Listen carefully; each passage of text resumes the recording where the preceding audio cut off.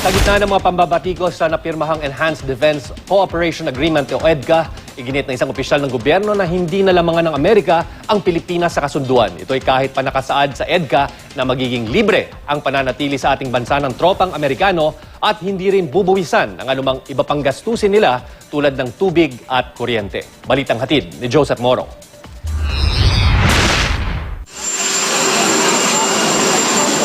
Sa kanyang paglisan matapos ang 2 araw na state visit, mas malinaw na pangakong iniwan ni US President Barack Obama.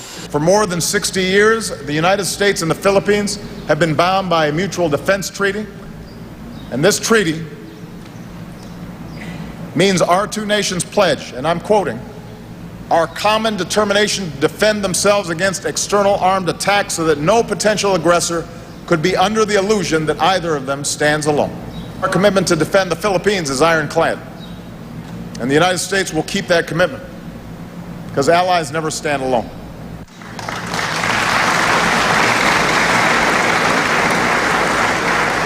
Ang sinabi nito ni Obama sa harap ng mga tropang kano at mga sundalong Pilipino sa Fort Bonifacio, tila pagtuldok sa mga pagdududa. Malabo kasi ang sagot niya nang tanungin kung tutulong ba ang Amerika kapag umabot sa giyera ang agawan ng teritoryo sa West Philippine Sea.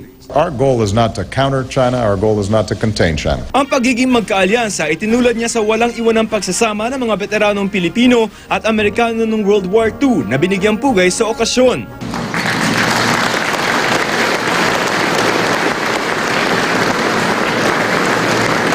Side by side, shoulder to shoulder, Balikatan.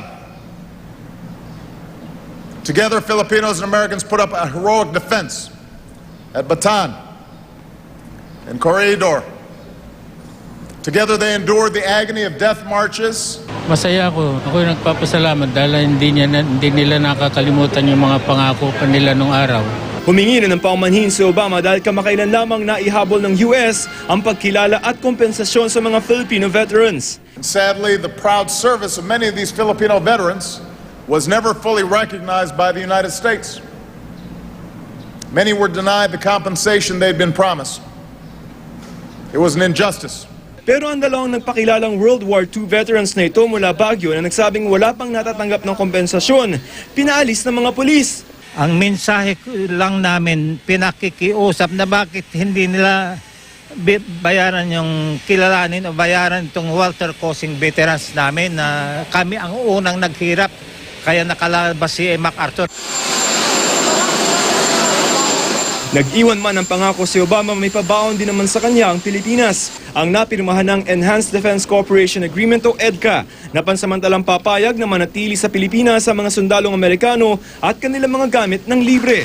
Hindi pa tinukoy kung saang mga kampo at saan lakas sila pwedeng tumuloy. Bagaman binanggit ng Wall Street Journal na posibleng isa dyan ang Subic Bay kung nasaan ang dating US military base. Ang mas malinaw na detalye ngayon, magbabayad ang Amerika para sa tubig, kuryente at ibang public utility pero walang tax. Tropang Amerikano lamang ang gagamit at mananatiling may-ari ng mga dala nilang gamit. Pero ang mga pasilidad na kanilang itatayo o aayusin ay magiging pag-aari ng Pilipinas. Bagamat tuloy nilang magagamit hanggang sa hindi na nila kailangan. Pwede din silang mag-operate ng sarili nilang telecommunication system. Pero paano kung magkaproblema sa pagdayo ng mga sundalong Amerikano tulad ng kasong panggagahasa sa isang Pilipina na isinampa laban sa Amerikanong si Lance Corporal Daniel Smith na nauwi sa kanyang acquittal noong 2009. Iginito ng korte na manatili siya sa Makati City Jail pero kalaunay napunta siya sa kustodiya ng Amerika.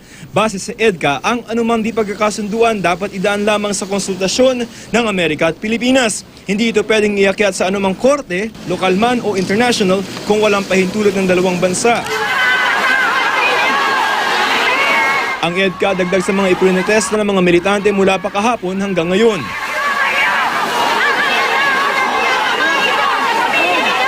Duda namin talaga unlimited troops, unlimited access, unlimited duration sa pagpanatili nila dito. Tapos tayo ang gagastos.